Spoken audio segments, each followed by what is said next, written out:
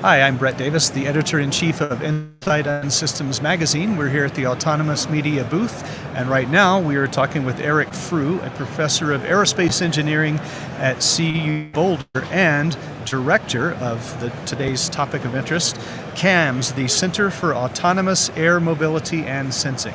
So Eric, tell us what this is, and it involves several universities and a lot of companies, so kind of tell us what's going on there. So CAMS is a consortium focused on pre-competitive research of interest to the autonomous air mobility and sensing community. We have 6 partner site universities, they're called, University of Colorado Boulder, Brigham Young, Virginia Tech, University of Michigan, Texas A&M, and Penn State. And the goal is essentially to do research of, as I said, pre-competitive interest to our industry members. We've got about 20 industry members right now. Okay, so is it the universities are doing the research on their own and you're trying to sort of cross-pollinate data, or how does that work? So the consortium model means that industry members join, and then through an annual voting process, they actually select the research that the university participants conduct on their behalf. So it's really driven by our industry members based on the expertise that the universities bring. Okay, so they're looking at the sheet, there are more companies than universities, so I assume that several companies might be involved with a given university. Is that right? Yeah, so the idea is that we've got 6 schools with complementary research interests that will all bring to bear on different projects. So some of our projects, it's a single university, maybe 2 faculty there, 1 faculty there. Some of our projects, we have 2 or 3 different schools participating. So it really depends on the need of our industry members and where the expertise lies. So give us some examples of the kind of research they're doing. Is this really far out stuff, or is it more practical, or a bit of both? Yeah, I describe it as innovation for beyond integration. So we're thinking ahead towards when the national airspace will be integrated and operations will be a little bit more commonplace. But we're addressing a wide range of topics. We have several projects looking at navigation in GPS denied environments. We have a project on unsteady aerodynamics, so understanding how these new types of vehicles are going to behave, make noise or other things.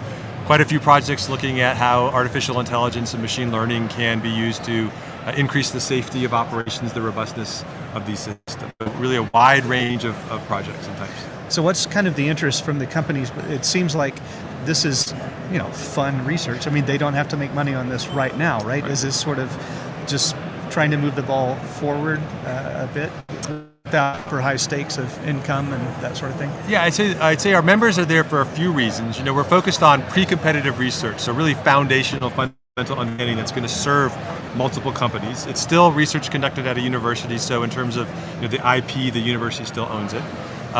One of the other reasons why our members join is access to our students and the workforce development that we do with them. I was about to say, so this for the students, this is a great opportunity because they're able to get into, good research with obviously reputable companies. I mean, this must be quite a boon for them. Yeah, it's easy for academics to come up with problems that we think are important, but to actually have end users and companies making the technologies and bringing them to the market, telling us what the problems are. And so our students really get to see that needs-driven research taking place.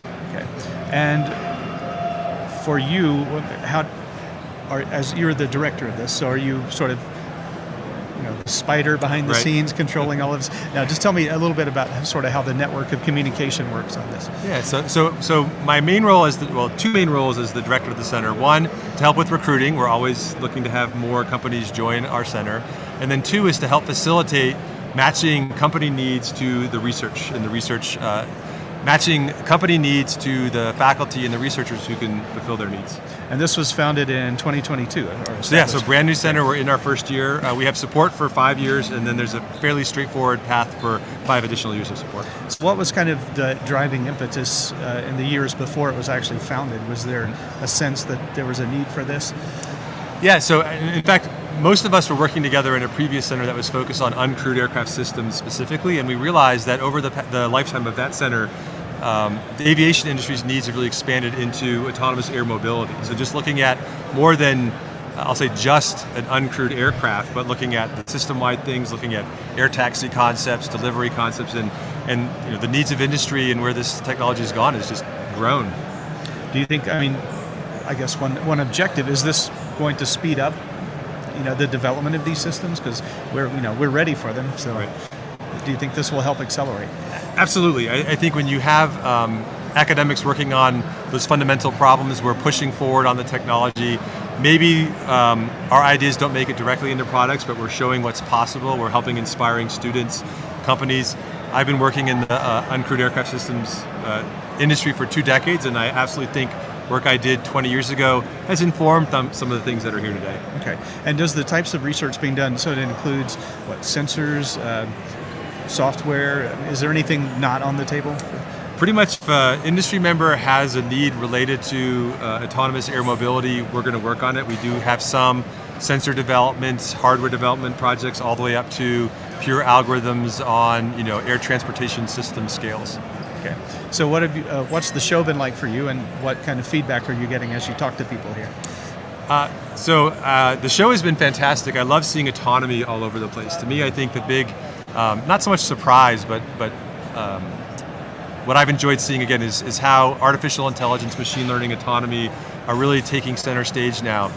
It's almost a commodity to be able to fly safely and robustly. And so that innovation beyond integration is what's happening now. And with the center, we're going to be seeing more of that in the future, I'm sure. Absolutely. Well, thank you so much for coming by. My pleasure. Thanks.